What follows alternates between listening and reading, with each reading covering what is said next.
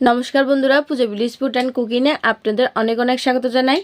तो बंधुरा आज के आरेकटा रेसिपि निये चले एसेछि। आज के आमि आपनादेरके चिकेन चिज बल करे देखाबो खूब सहज करे। तो आपनारा देखते पाच्छेन आमि मांसगुलो प्रथमे एकदम किमा करे नियेछि। एरकम किन्तु किमा करे निते होबे, टुकरो थाकले होबे ना। एदिके आमि चिज नियेछि, चिजगुलो एकदम छोटो छोटो करे टुकरो करे नियेछि। चिजटा आपनारा जे कोनो बड़ो सुपार शपे पेये जाबेन। এবার আমি মাংসগুলো বিভিন্ন ধরনের মশলা দিয়ে মেখে নিব। এখানে আমি হলুদ গুঁড়ো, লঙ্কা গুঁড়ো, ধনে গুঁড়ো, গরম মশলা গুঁড়ো আর দিয়ে দিচ্ছি লবণ, কাঁচামরিচ কুচি দিয়ে দিচ্ছি, পেঁয়াজ কুচি দিয়ে দিচ্ছি আর দিয়ে দিচ্ছি গ্রেট করা আদা রসুন, দিয়ে দিচ্ছি কর্নফ্লাওয়ার, ব্রেড গ্রাম আর একটু টমেটো সস আর একটু সয়া সস। টমেটো সসটা আপনাদের অপশনাল, দিলে দিতে পারেন, না দিলেও কিছু হবে না। তো এবার আমি হাত দিয়ে সুন্দর করে সবগুলো মেখে নিব ভালো করে।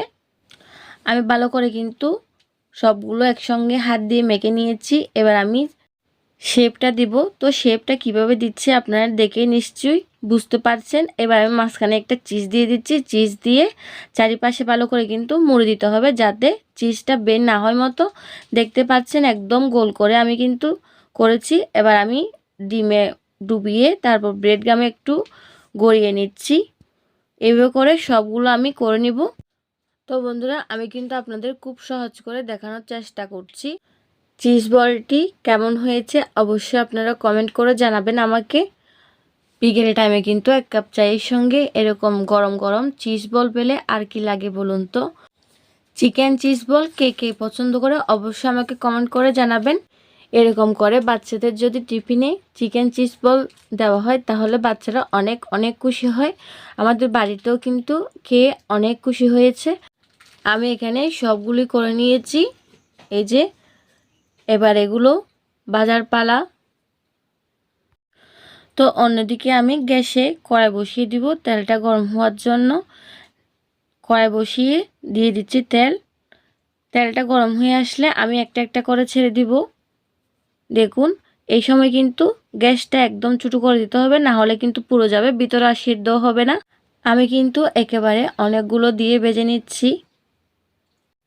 চিজে ভরা চিকেন চিজ বল খেতে তো সবাই পছন্দ করে, ছোট থেকে বড়। ভাজার পর যদি একটু সামান্য চিজ বের হয়ে আসে তাহলে ভয় পাওয়ার কোনো কারণ নেই। ভাজার পর চিজটা যদি ভিতর থেকে সিদ্ধ হয়ে আসে তাহলে এমনি একটু একটু বের হবে চিজ। তো দেখুন আমার কিন্তু সবগুলি ভাজা হয়ে গিয়েছে। কত সুন্দর লাগছে তাই না? খেতে তো আরও অনেক মজার। তো আমি ভিতরে কেমন হয়েছে আপনাদেরকে একটা দেখাচ্ছি। এই যে দেখুন একদম কিন্তু সেদ্ধ হয়ে গিয়েছে আর চিজটাও কিন্তু খুব সুন্দর সেদ্ধ হয়েছে। কত সুন্দর লাগছে তাই না?